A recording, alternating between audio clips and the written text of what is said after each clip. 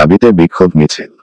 মেহেরপুর -2 গাংনী আসনে বিএনপি মনোনীত প্রার্থী পরিবর্তন করে জেলা বিএনপির সভাপতি জাভেদ মাসুদকে মনোনয়ন দেওয়ার দাবিতে বিক্ষোভ মিছিল করেছেন তার পক্ষের নেতাকর্মীরা। এই আসনে মনোনয়ন পেয়েছেন সাবেক সংসদ সদস্য আমজাদ হোসেন।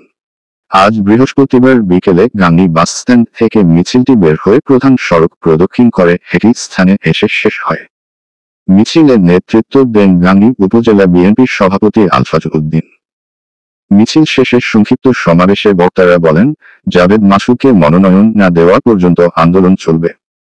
তাদের দাবি, মেহেরপুর জেলার জনপ্রিয় নেতা হিসেবে তাকে মনোনয়ন দিলে দল ও সাধারণ জনগণ উভয়ের স্বার্থই রক্ষা পাবে। তৃণমূলের মতামত উপেক্ষা করে মনোনয়ন দেওয়া দলের জন্য তা ক্ষতির কারণ হবে। দাবি আদায় না হলে আরও কঠোর কর্মসূচির হুঁশিয়ারি দেন তারা।